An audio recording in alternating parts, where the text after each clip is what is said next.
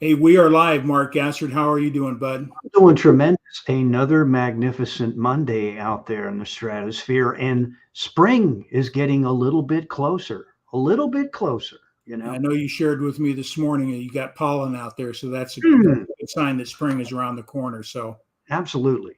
yeah. So, hey, Mark, why don't you share with the audience the purpose of Elevate Your Profits, and we'll do a Okay, quick excellent. rollout and introduce our guest. Tremendous.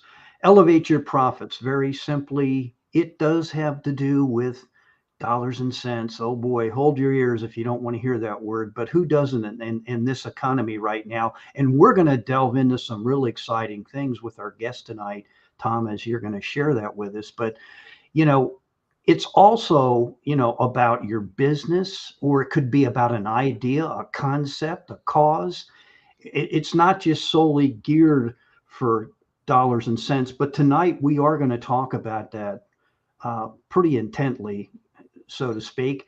And, we welcome anybody, and we've had people that have been authored in the past come on here, and we highly recommend. Tonight we have someone else that's authored a few times over. So it's always a lot of fun. We never know who we're going to uh, who's going to step forward and come on Elevate Your Profits. And it's really all about, sharing ideas, concepts, and we learn from you as much as you learn from us. It's give and take, and tonight's going to be one of those magical moments. I feel it, and that's pretty much it for me.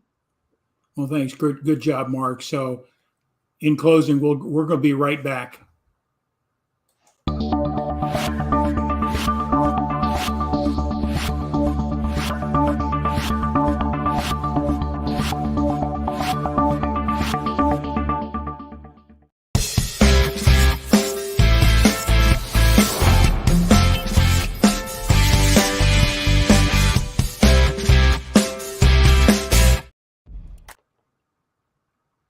Hey, we're back. We are back. I was going to play our core.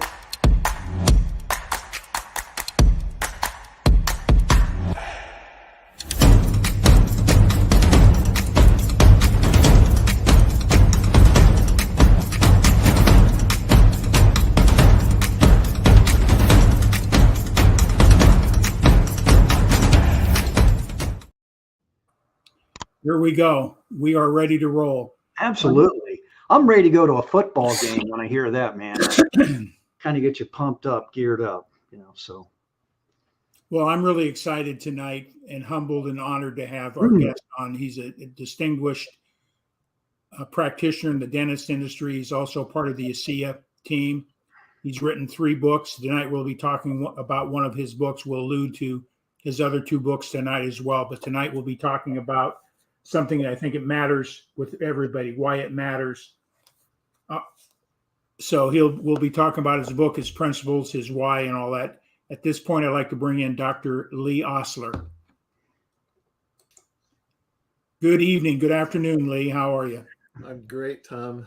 Hi, Mike. Hi, Mark. It's nice to be with both of you. Oh, thank you. Thank you for being here and giving your time to share with us this evening. We really appreciate it. You're welcome. I enjoy this. Well, really, I always like to start with this a little bit about where you calling in from. I'm from I live in the Richland, Washington, down in the southeast corner of the state. Wow. Okay, and a little bit about your background, if you could. A little bit about your professional background, and then we'll ask you your what are you grateful for today, and your why story here in a moment. So. My background is I'm a general dentist. I have special emphasis in things like TMJ and cosmetic rehabilitation, bite reconstruction, and so forth. But I've been doing this for 40 years. Graduated in '83 from the University of Washington in Seattle. Spent a little time in public health service, and then gravitated toward private practice, which is what I've been doing since. I've had great opportunities throughout my career to accelerate and kind of go down some various rabbit holes and kind of perfect some expertise. I've been a clinical instructor. We've developed a marketing company, marketing strategic ideas for physicians and dentists to be able to work together that evolved into a software company where we're writing software. I've had a laser hair removal franchise. So we've I guess you could call me a serial entrepreneur. Currently, I've engaged with ASEA as a network marketing professional, and we'll probably touch on that a little bit later with regards to why I'm doing that as well as practicing in my profession. So I think most people would relate that, by the time they get near retirement, they feel like they're performing and operating at the peak. And it's like, I wish they could just practice another 100 years and just keep getting better. But we have to have multiple things going on, don't we? Yes.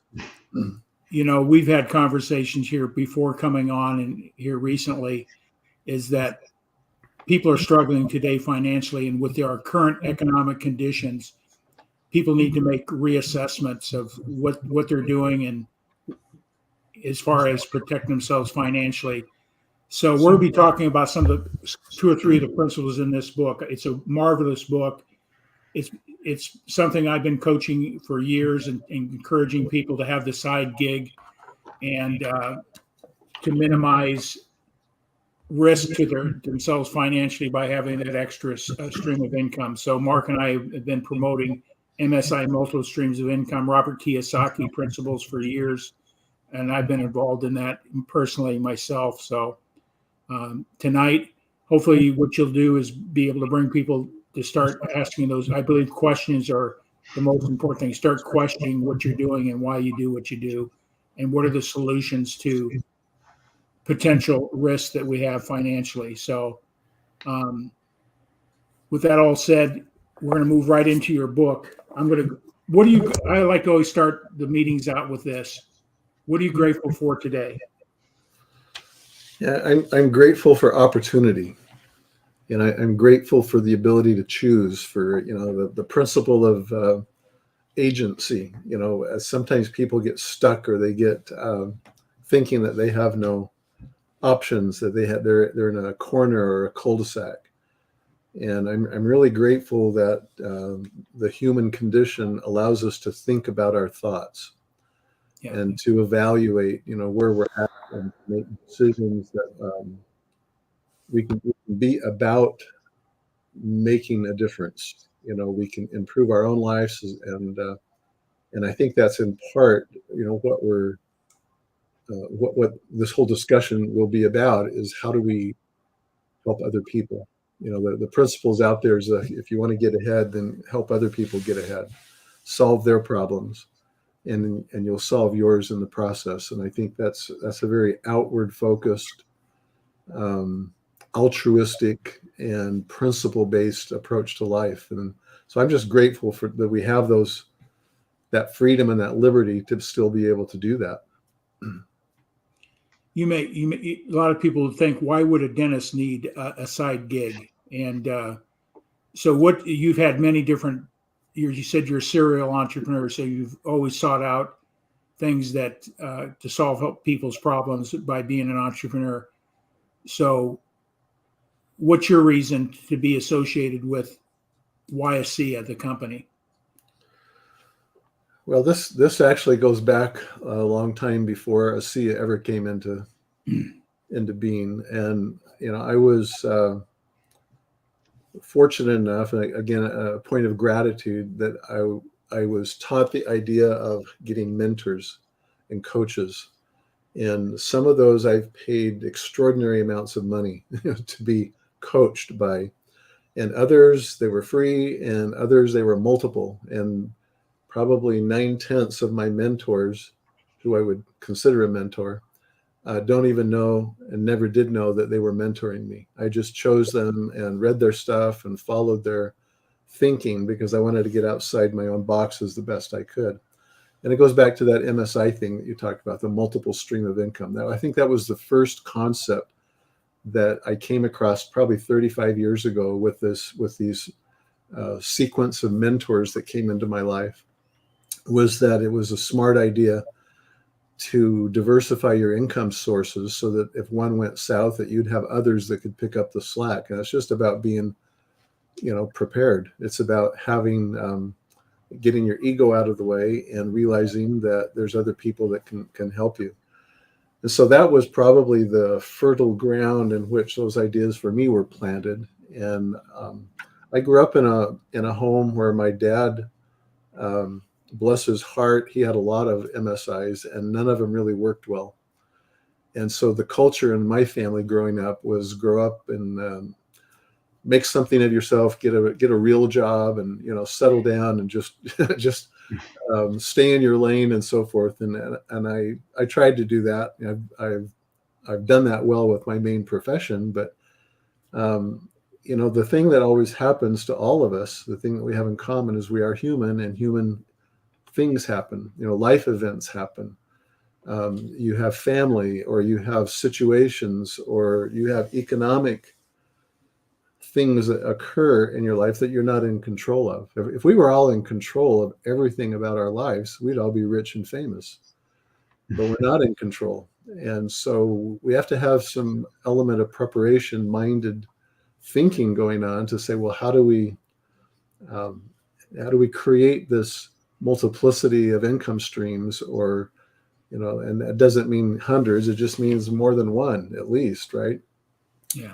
And then the elevation from there to say, well, if I'm going to do that, what's the best, smartest way to do that? How do I leverage my time? How do I leverage my efforts so I can get the most out of what I'm doing? I didn't want second jobs. I wanted to, again, multiply my energies and my efforts by having some things that were passive, some things that I could employ other people to perform to my benefit and theirs. And that's when I came into network marketing like 20 some odd years ago. I reluctantly got into it, and it actually turned out really well, but it was something I had passion for. It was a health related thing, and I actually made a little bit of money at it. When that company imploded and went away, the income stream went away. And so I just kind of put it on the shelf. And the way I got into ASEA, just the side story, it wasn't because of the income side of it. It was because of what the product did that the company manufactured. And just a short story on that, it was my wife. It wasn't me, it was my wife. She's had poor health for 40 plus years. And we were sitting in the doctor's office one day, and he looked at us and said, I think you need to get her on some redox signaling molecules that will help her. And I said, well, what is that? And he said, just go get some. And I go, but what is it? And he said, just Google it and get some. And that was all I knew about ASEA or redox or anything. I remembered it from some science classes, just the chemistry kind of stuff. But so I found some, we got some. She started using it, and about 2 days later, it was like flipping a switch. It's just like she came alive. And after 40 years, you kind of know what their pain is, what their trials are, and clearly something was different. And so that really wound up my intense little brain cells to say, I've got to figure out what this is, because there wasn't a lot out there about what it was, at least in the science side, to my satisfaction. So I started doing what I'd been doing for 10 years. I'm a past president for the American Academy for Oral Systemic Health. And in that arena, I had done a lot of research. I'd written several books. And so I just I used those skills and repurposed them and started diving into the literature to figure out what redox signaling was about, that this company was purporting. And some physicians would approach me and say, well, what is it? Just, let us have your bibliography. Better yet, why don't you just write a book or two, and then we can just read that. We don't have to go and do our own research. And anyway, one thing led to the next, and 2 books came out of all that, Redox Matters and Healthy Matters.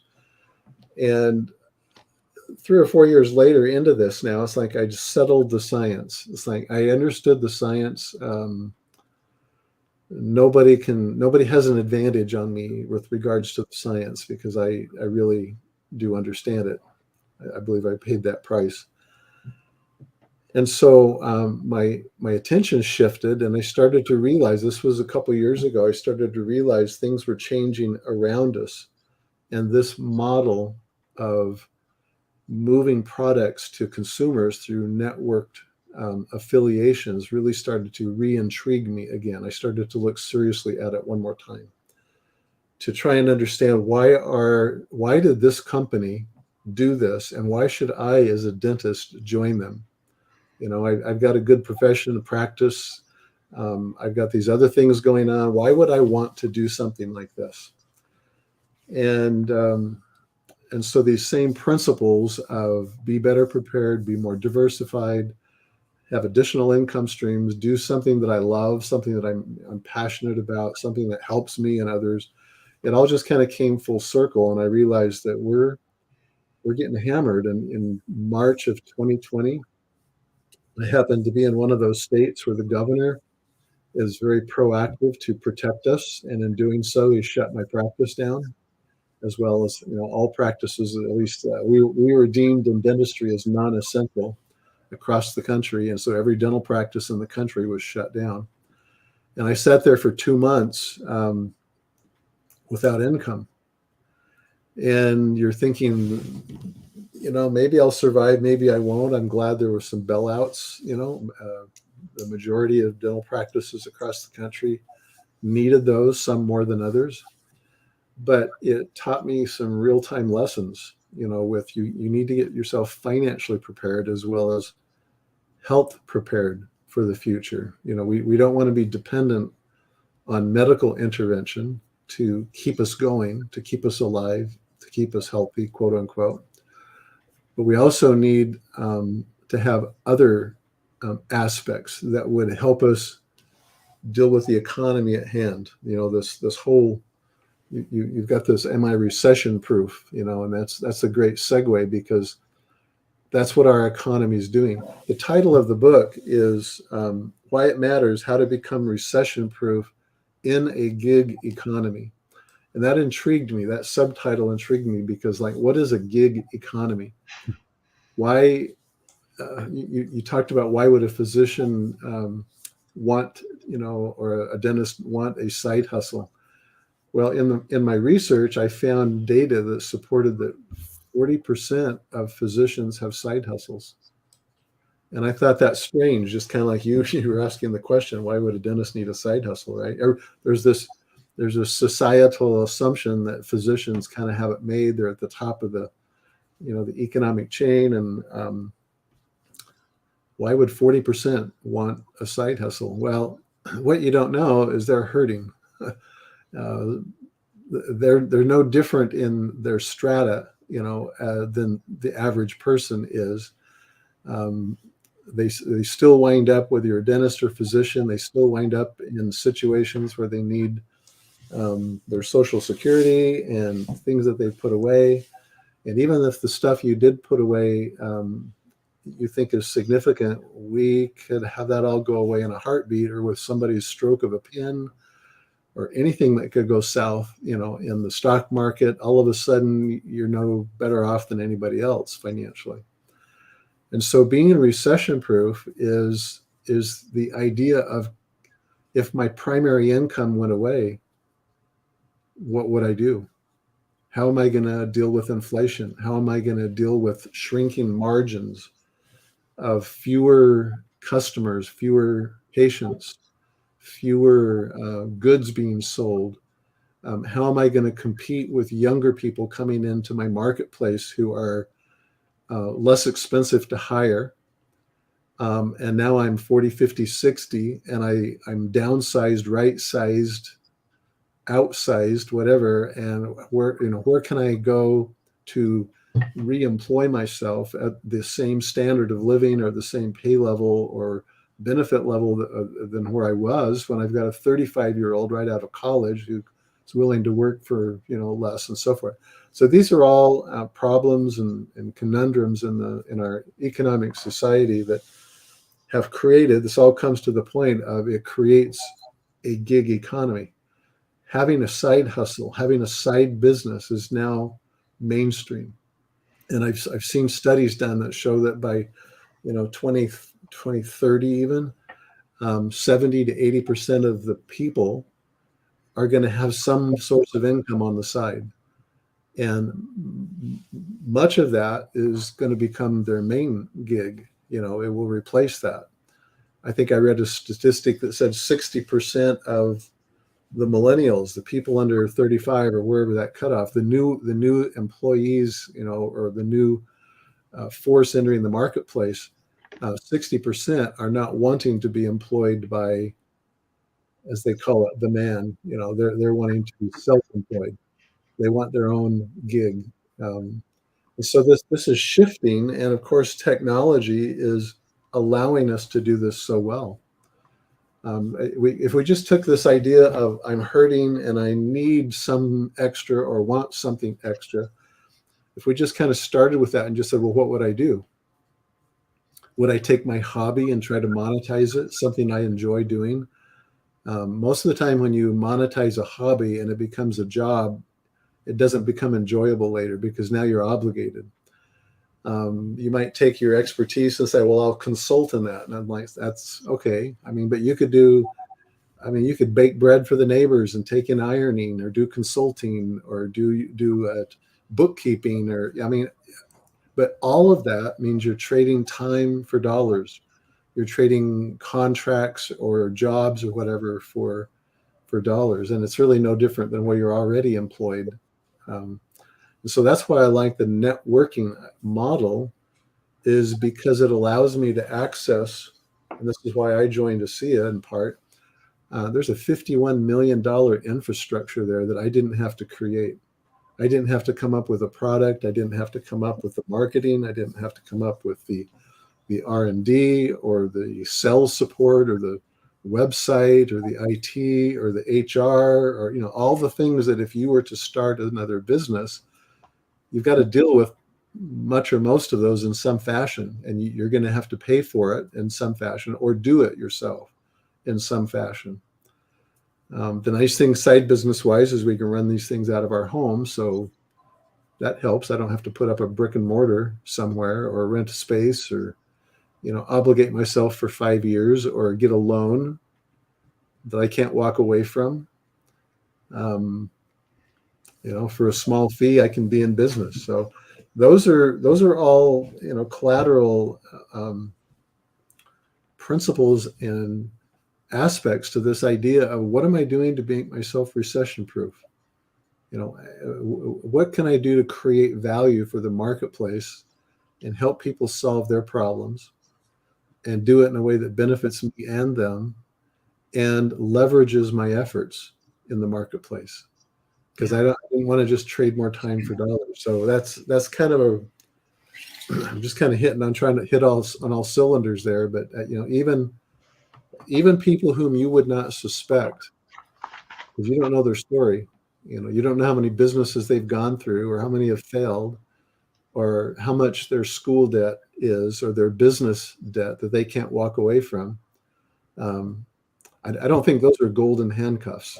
It's like they're handcuffs. You can't walk away from them. You're obligated. Anyway, so you're in business for yourself.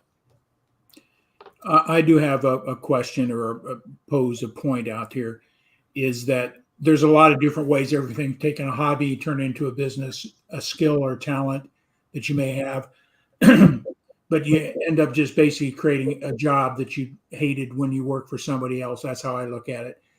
So in network marketing, and ASEA calls it next level marketing. Could you expound on that? And I look at network marketing, if you take a good solid network marketing model and place it up against a good franchise model, they're almost identical, but you don't have hundreds of thousands, if not millions of dollars you have to invest for that system. Would you like to expand on that for us? Yeah, I'll do that last point first. If you were to go in to just say pick a franchise, whatever it is, I've owned a franchise before. You're paying tens of thousands or hundreds of thousands of dollars just to get through the door, to have the name and to have the central support that the franchise allows you to happen. But then you still have to find a place to put your franchise. You need leasehold improvements. You need employees. You need working capital.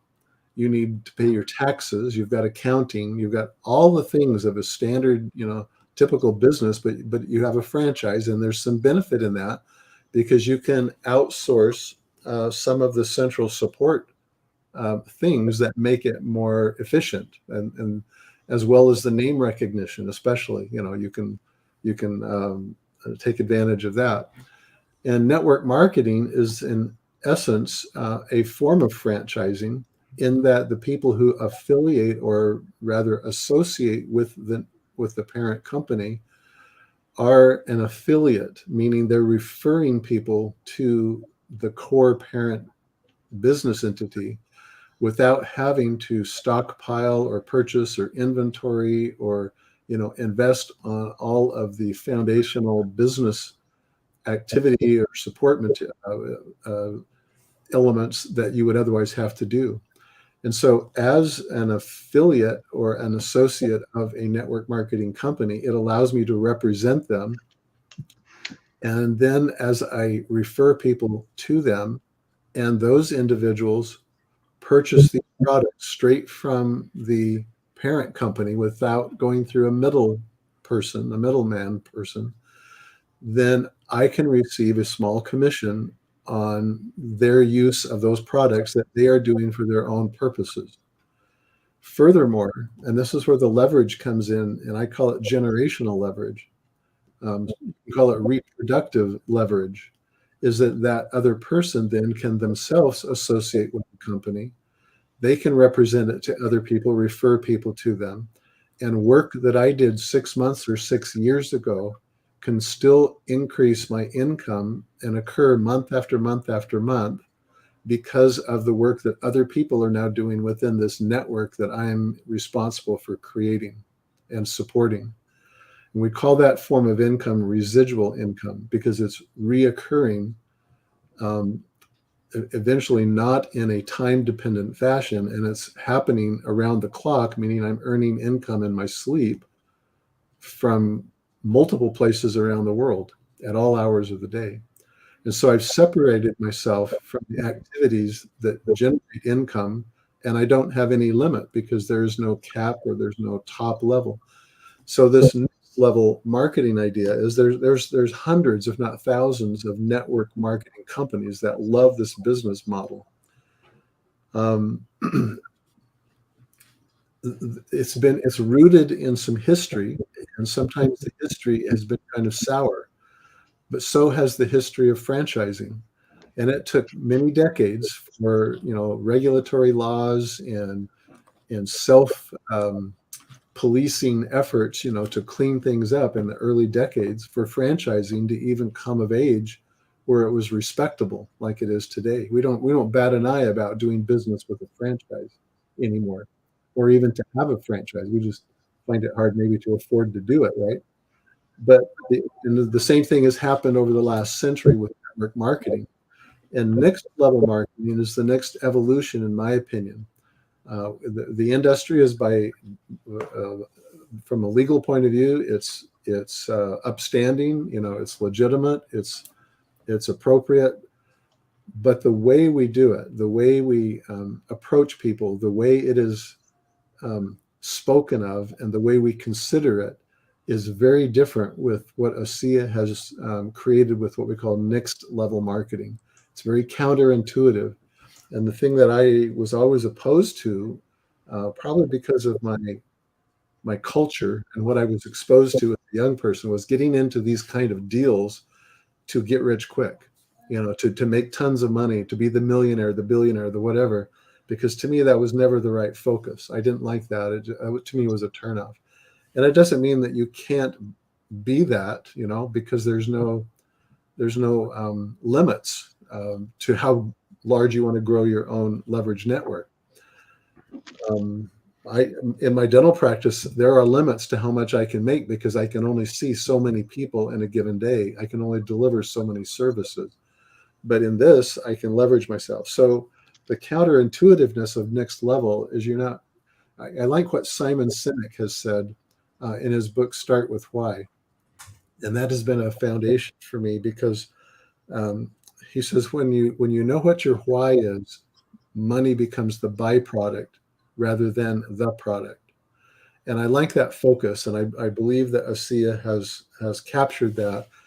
And we are not focused on money, money, money, get rich quick and so forth, which tends to be a common theme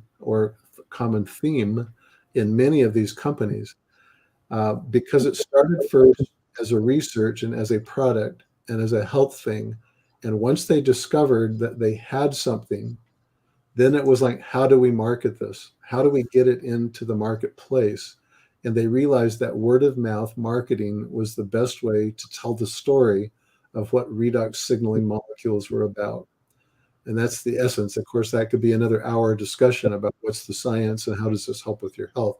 But if you assume for a minute that we got that figured out, that it is everything we say it is, then it's an issue of how do I get it in the marketplace? And word of mouth marketing is really the answer to that. And then doing it the right way is the next level way of doing that. And the money takes care of itself because we're not focused on that. It's focused on other people, solving their problems, serving them.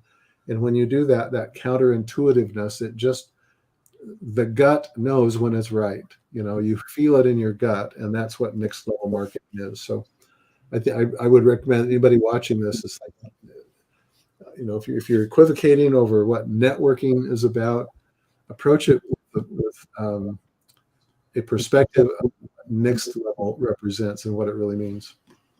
Thanks, Lee. That's another reason I'm associated with ASEA, is their approach to the marketplace, putting people before profits. Yes. You've got to be profitable in business to survive and be able to deliver your goods and services.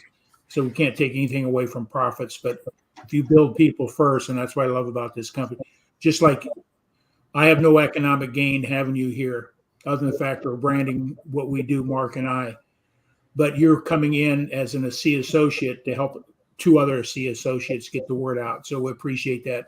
That's something that you don't see in a lot of organizations. Why should I help Mark and Tom when I don't have a benefit? This company goes beyond that. So I just want to commend you for what you're doing tonight here with that. And am I recession proof? There's a question posed there, and we've had some responses to it. And I am recession proof, but I believe we need to dive deeper into what that really means. I love what you did last Friday night in a similar program talking about the Rule 72. Could you expound on that? I know what it is, coming from the financial service industry, but in relationship to your assets, will they grow at a rate to be able to support you long term? Is, I think, an area I'd like you to focus in on, the Rule 72. I'll do that with a little bit of a story, because I write about my story in the book. And my story was, with being a serial entrepreneur comes a lot of risk.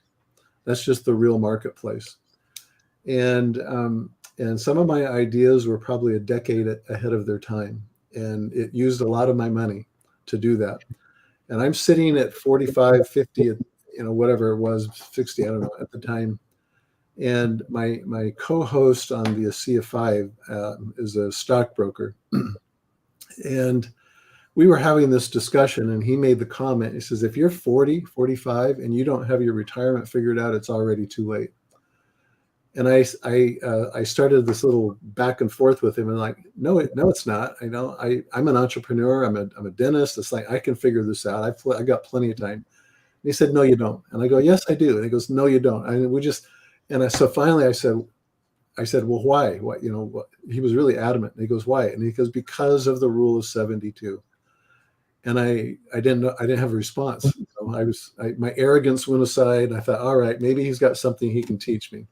And I said, what's the Rule of 72? And he said, you just pull out your calculator, type in 72 and divide it by an interest rate. He said, I would suggest 6 because that's kind of a middle ground. It's not like a high 10% return, and it's not a low 2% CD, type of return. Just pick 6%.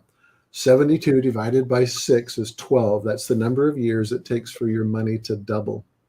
Whatever the number is, it takes that long for it to go from where it's at to double. And at 45, 57 is the first doubling, and 69 is the second doubling. So 12 years twice, or 24 years, is two periods of doubling.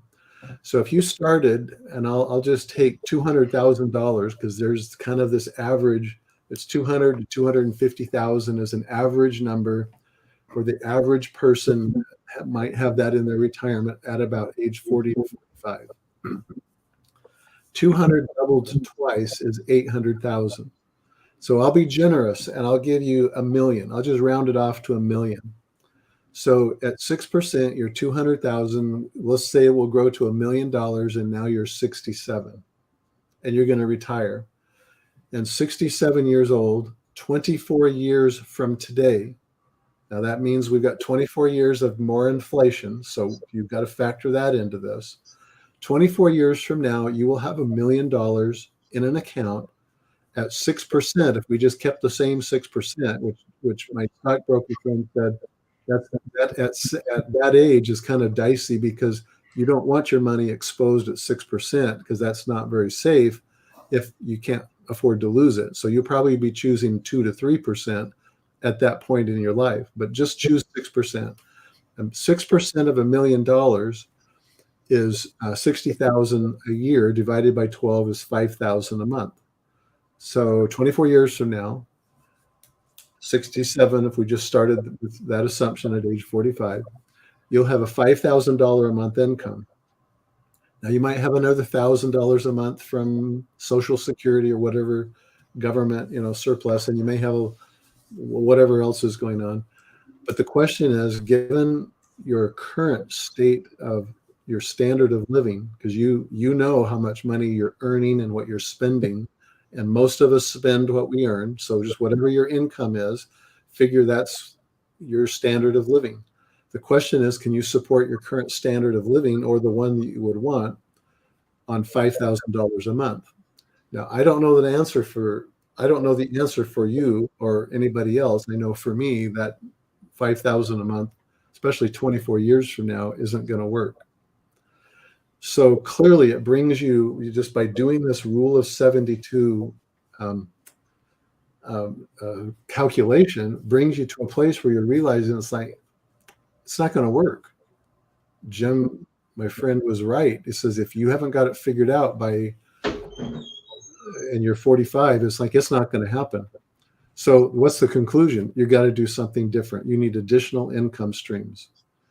However you can make that happen. So that's just a quick kind of down and easy, simple, way of using the rule of 72 to factor where you're at. This is why we've always said you need to start when you're, 18 years old, to put several hundred or a few $1,000s a year away. Do that for, 8 or 10 years, and there's enough time left for it to keep doubling, that you'll wind up with something. And that's kind of back when $1 million meant something in a retirement. And today you need $2 to $4 to $8 million if you're even going to hope to have a $5,000 or $10,000 a month standard of living, again, 20 years from now. So very good points, because I think we need to make those assessments, deeper than just on the surface. I'm recession proof. I've got it all handled, but really take a look at your numbers and calculate that out. And will it support you by using straight analytical numbers? And it'll shock you, is that we never been schooled on principles of money, how money works, and how those type of things. So the rule 72 is a very powerful principle. But now let's blend them together, Tom and Mark. Let's take that principle and now think of the asset equivalency. Yeah, I was going to just move to that.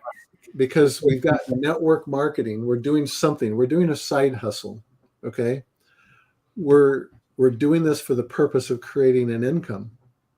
So if I had that same $5,000 a month,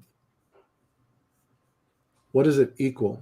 Well, we just answered that question. It's the same as having $1 million in the bank earning 6%.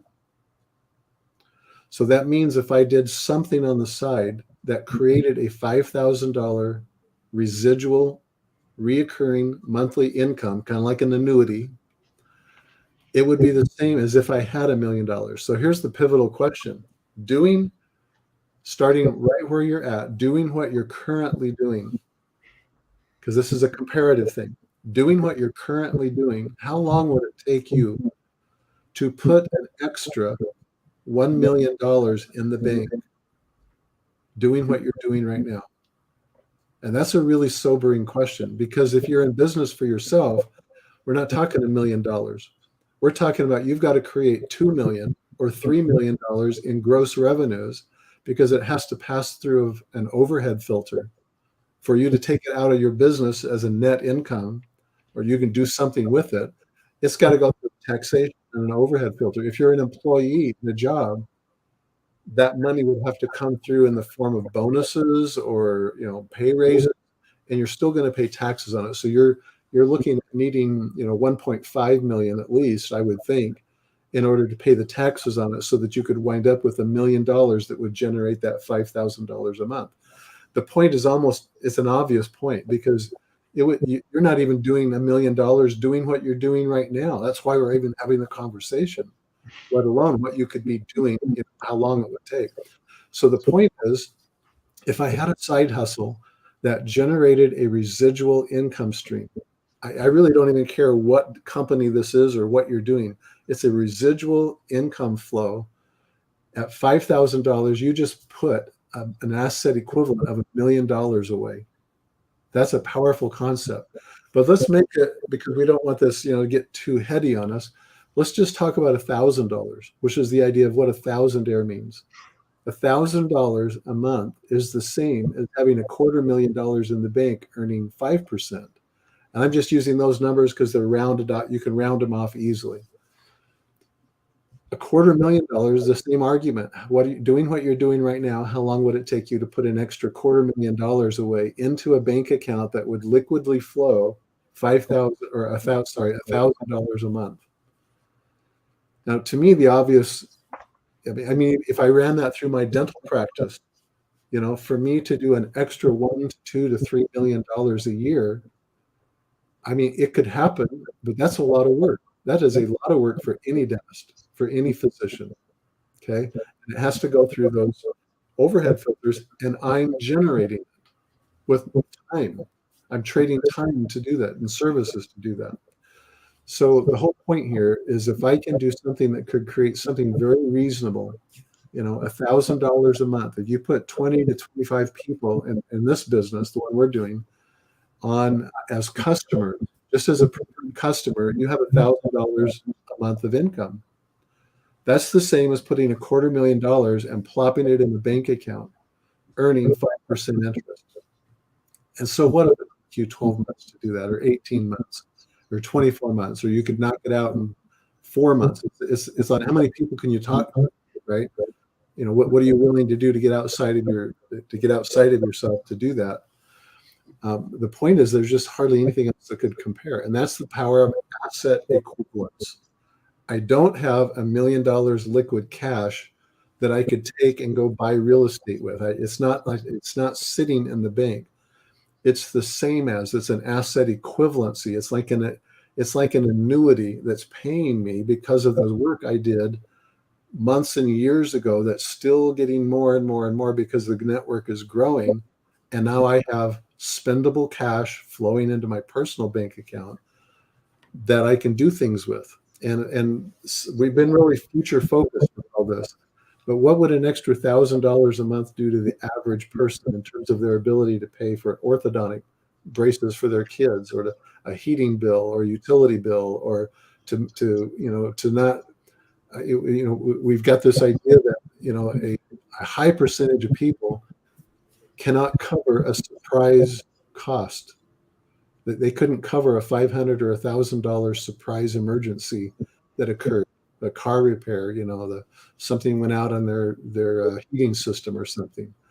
A kid comes home from, says, I've got this extra expense at school, or something. It's like, do that. Well, guess what? An extra $1,000 a month is like a 10 to 30% raise for most people. So. And something too, I think it's important with the right business model with network marketing, you can create legacy income or generational income that could be passed on to your family once It's an asset. It's an asset. So I think it's another critical thing is what are you doing today that can be generational, that support your family or support a cause or whatever your purpose in life is. And that's another asset that I think that whole principle has more value than we really think about if we think about it in more detail. So yeah, and so that's the whole concept of why, if you back to that first question of why would anyone do this? I mean, we could be facetious and say why not, but to be real about it, it's like the economy is hurting. If you haven't figured out how you're going to survive a loss of income, or if you haven't figured out how you're going to survive financially, what would happen if you survived a heart attack, if you survived a stroke, if you survived a dementia diagnosis in your family, and now that's going on, and you've got all the support care needed, to do that? These financial services people, and Tom, maybe this was you. I don't know exactly the brand of financial services you were doing, but if you had some investments out there in the stock market or real estate or whatever, and suddenly your home got swept away in the flood, or your business went under, or you got fired, or you had a heart attack and you were disabled, or a stroke and half your body's paralyzed, right?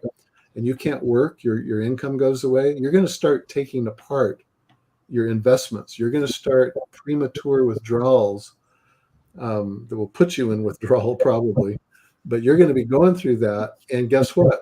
You can't get the time back that it took to build that. You don't have enough time left. And that's the point. What are you going to do? And it's another sad thing is that people start seeing that on a monthly basis because the average family has less than 500 discretionary income. Right. And that's being eroded by the cost of eggs and everything else that every time we turn around, we're paying another 15% more for those same goods and services. So I guess what I would say with that is I sort of got lost. My brain sort of went fogged on it. It's a critical thing to have that strategy and assess where you're at, what you're doing, and will it meet your needs long term, immediately as well as long term. What I was going to allude to is that a lot of people are short, so they end up spending 24 to 30% of next year's income on credit cards. So they use that to support their lifestyle, to cover those needs, emergencies, but they're spending 20 to 30% of the next year's income in interest. So that just spirals that recession process down. So there's a place for debt to be used properly with proper leverage, but for just day-to-day spending, it's not a thing to do. So yeah, so my plea with people is like these exercises are about become aware of what's happening. If you're not awake, you need to get waked up. It's different. wake up. You need to get waked up. You need to become awake as to what's going on. If you aren't reading the news headlines, if you aren't understanding the gravity of what's going on out there and how it is and will and continue to impact you at a personal level, you need to change. You need to wake up, and then you need to say, well, then what can I do? And you've got lots of options. You can take in the ironing of the neighborhood and do their ironing for them. You can walk their dog. You can do their taxes. I mean, there's a lot of ways you can earn extra income. You can cut your expenses. You don't need to go out all the time to eat, and you can eat rice and beans once in a while and get a less expensive cut of meat. I mean, there's ways to cut your expenses as well. But once you come to that realization that you need to change, then you go, well, then I need additional income because I can change the balance sheet faster by adding income rather than cutting outgo. Both are indicated, but I can change the profit and loss balance much quicker by adding an extra $500 a month or $1,000 a month or $3,000 a month. That happens way faster in every way. So then you go, then how do I do that? What kind of thing do I want to do? What am I going to trade my time? I already have one job. Do I want a second or a third or a fourth job? How much leverage do I want? How can I use the technology?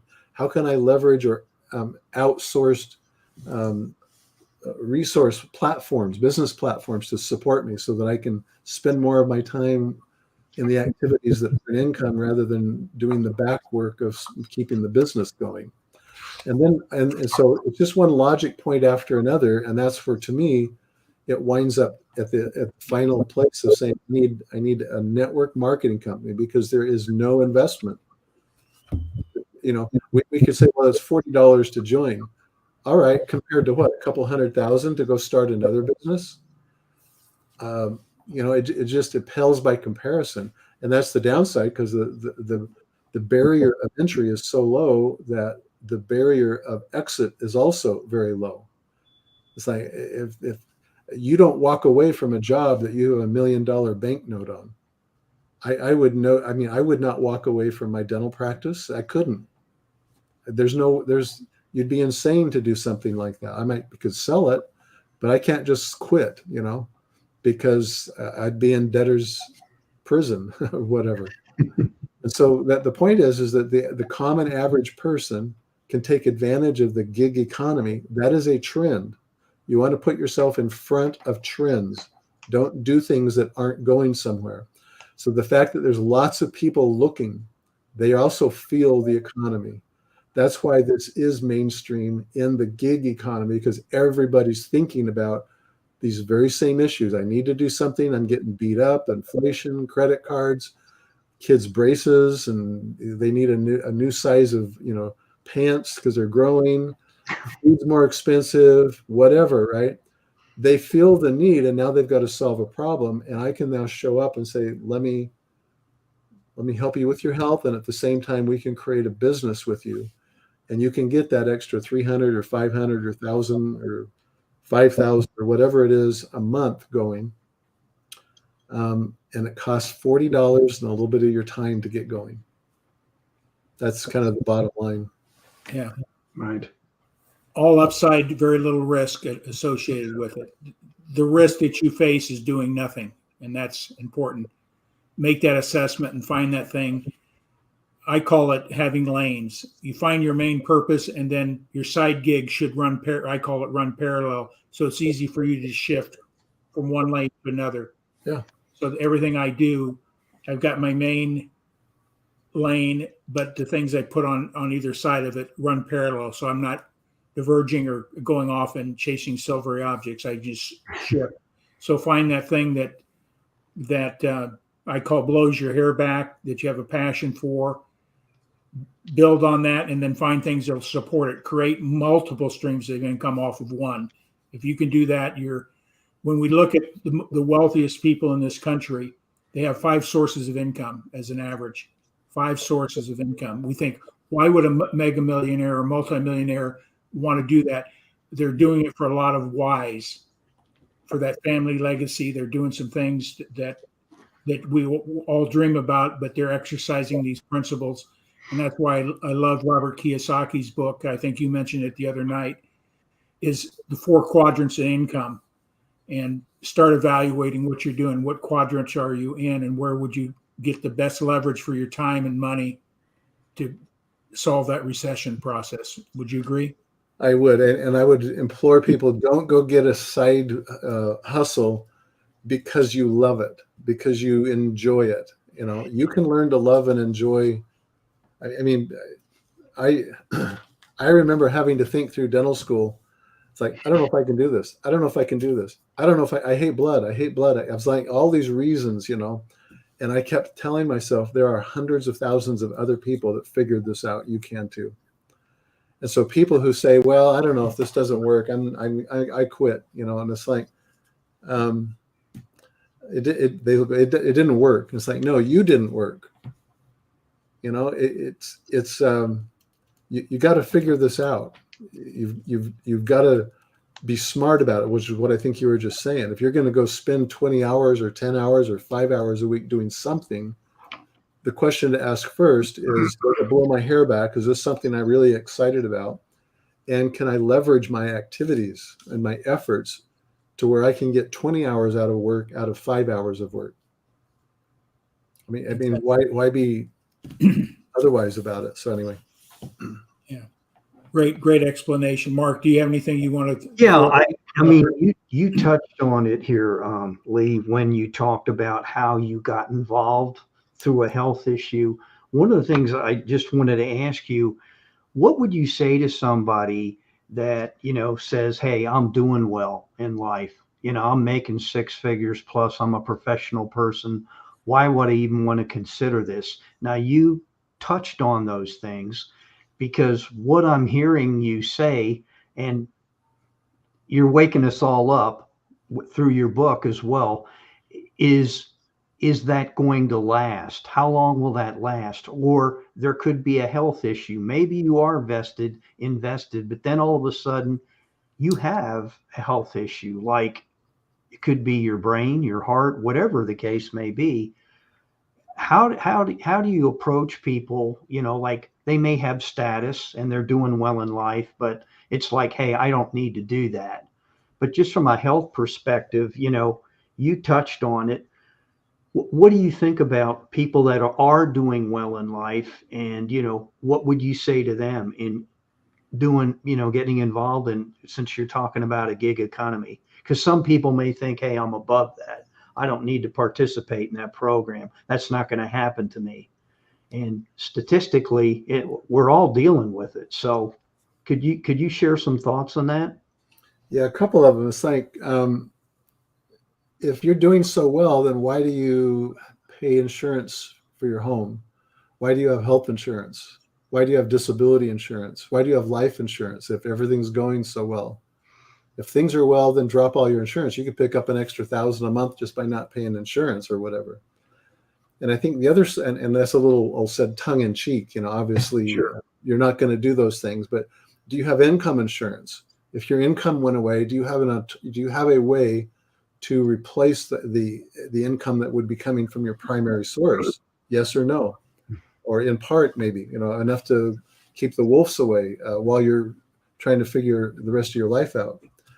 From the health side, yeah, I mentioned earlier, and you just restated it, none of us know. If you looked and said, well, is there anybody in your family that's had cardiovascular disease, that has diabetes, that is overweight, that is there anybody in your family that has dementia or Alzheimer's, or is there any risks going on?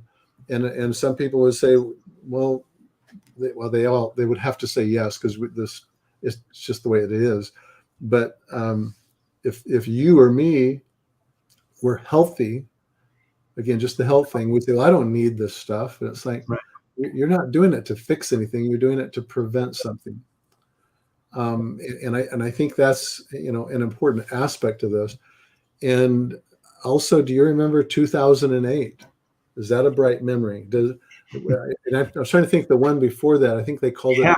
Bring that up. Did you have to bring up 2008? I know. There was something that went on before that. Several years, it was the October surprise or something. I remember talking to a stockbroker, financial guy at the time, and he said it was Monday morning and it hit, and he goes, overnight, with the stroke of, or the ding of a bell at Wall Street, he goes, we were poor, we were starting over.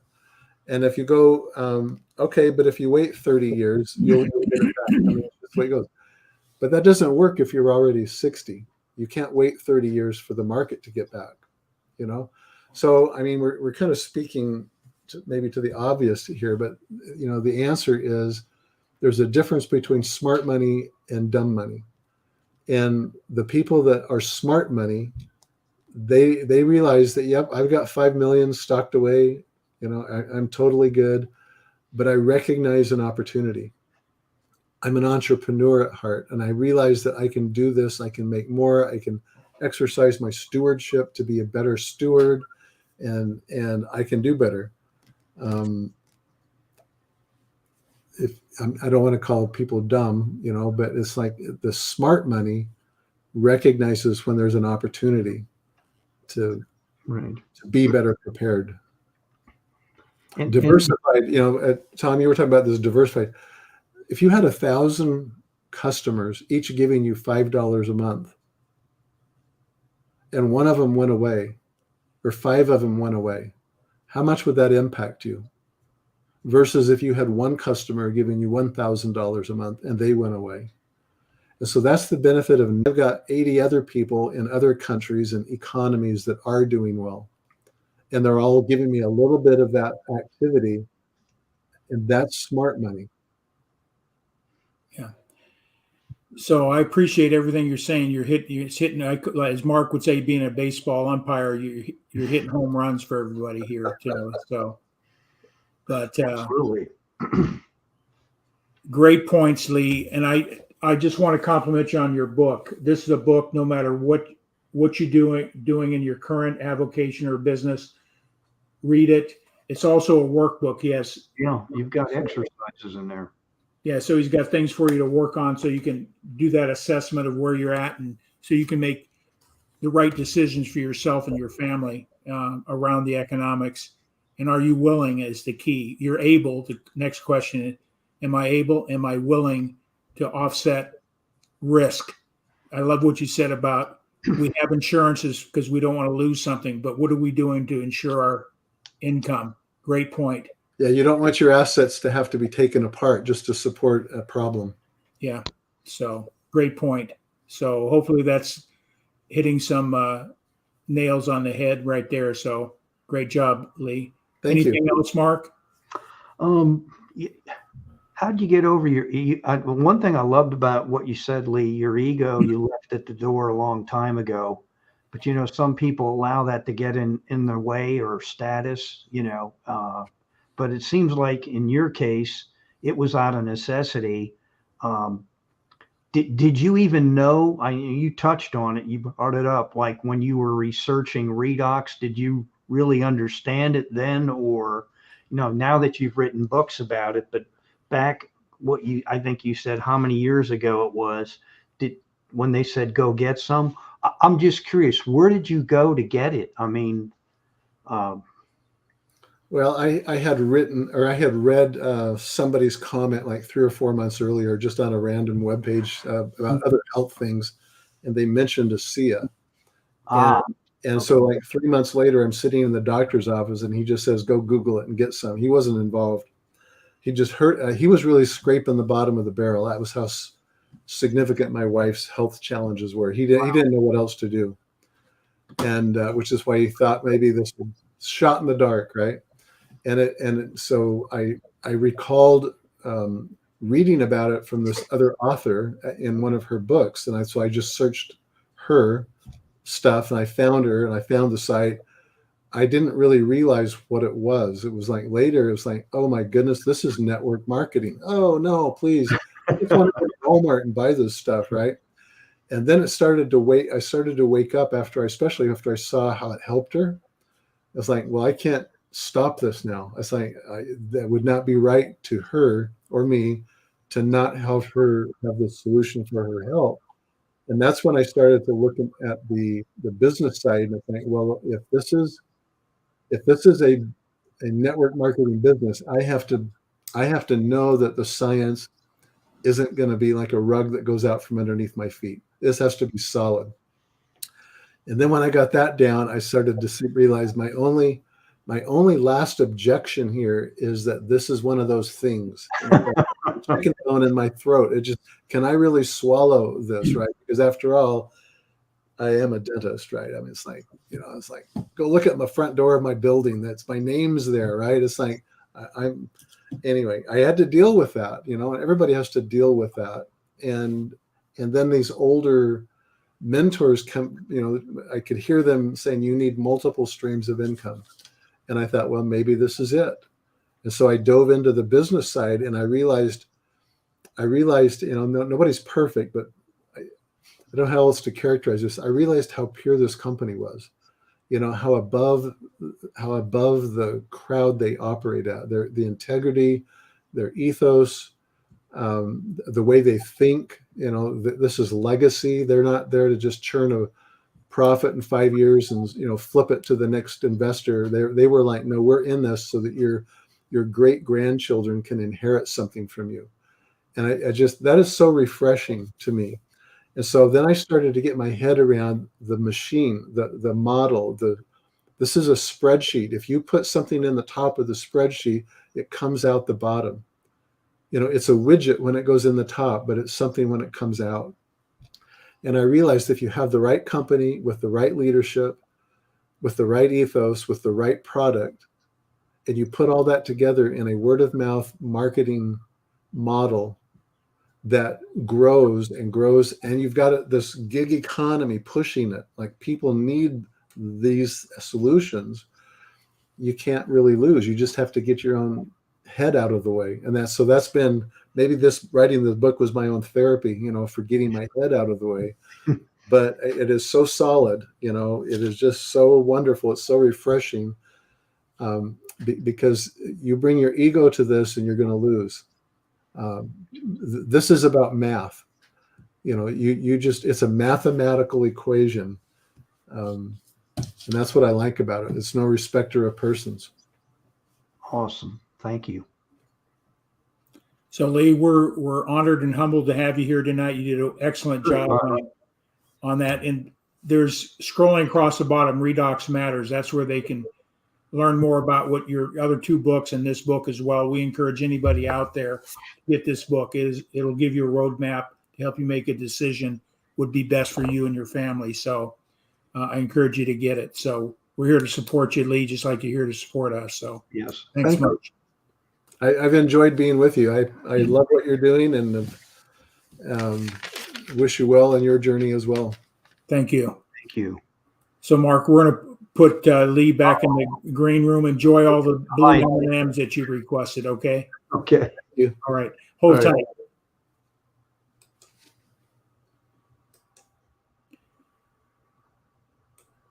Well said.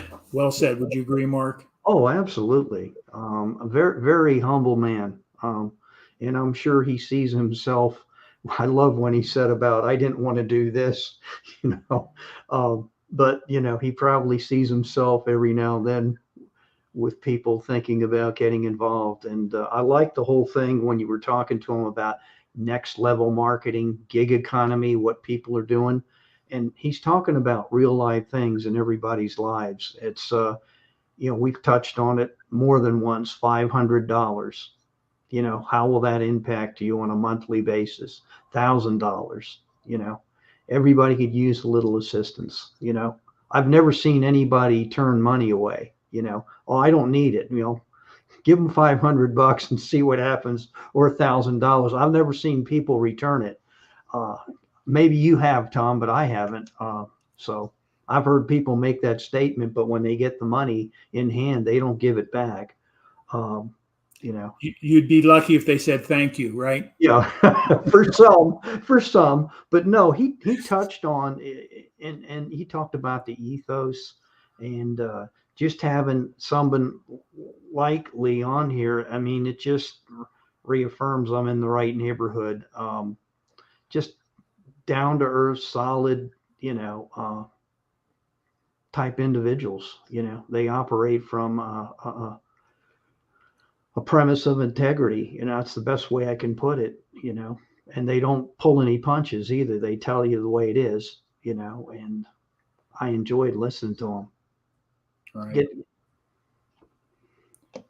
Well, I appreciate Lee being here. We'll go ahead and wrap it up. Do we have a guest next week on the agenda? Mr. Ernest Odell will be joining us next week, and he's quite the talker, and he'll be talking about his gig mentality and what he's doing, you know, and he's going to share, you know, his views, his opinions, and his process, so to speak. Yeah. Just more things to think about. Knowing what your options are so you can make that intelligent decision is so important. Absolutely. So that's our whole purpose, is that ASEA is a wonderful company, but there's other good companies out there as well. Just got to find the one that fills your need and something you can feel good about promoting and sharing with other people. That's all we do in network marketing, share good ideas and good information. So we don't have to sell or convince when people take the time to see what we have to offer. The science is there, the opportunity is there. There's no hype here. I love what he says, be a side hustle thousandaire. That I can comprehend that. People can't comprehend 1 million, 2 million, or mega millions when they're making 50,000 a year. That's outside their belief system. It's possible. So, but building a business what I always ask this question: what would your life look like a year from now if you were making an extra $1,000 a month? What would your life look like? Yeah. They'll tell you, and then just ask the question: what are you willing to do to get it? And that's their decision.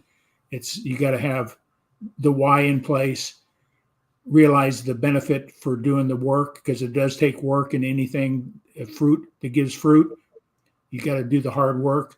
I'm not saying network marketing isn't hard. It's like any other business. You got to focus and be intentional, and looking for outcomes to help and support people in any way you can. So anything else you'd like to say, Mark? That's it. I just want to thank the people that joined us this evening as well. As usual, Robert from Canada, and friend Nell, she's from another Philippines. She's from the Philippines. Yep. Yeah. So another country. So thank you so much for taking the time to hop on. I want to thank Eric for being here as well. Absolutely. Our pizza crust guy. So yeah, Mr. Bam. Yeah. He's got a great program he puts on as well. Oh, so. Absolutely.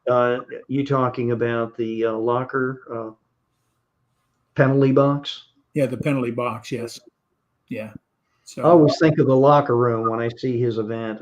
And Eric, if I could, I'd watch the whole thing. I hop on real quick and watch, and then I got to go do my thing and get back on the phone. But yeah, check out Eric's program as well. Yeah. Penalty box. Good, thanks. Okay. So we got Ernest Odell coming on next week. That'll be another great eye opener of what he's done in the area of technology. They have a multiple streams of income, showing people how to use technology to make money. So that's a pretty powerful thing as well. So absolutely. Yeah. So with that all said, Mark, anything else? That's it. Well, we'll close out with our brand closing video here. It's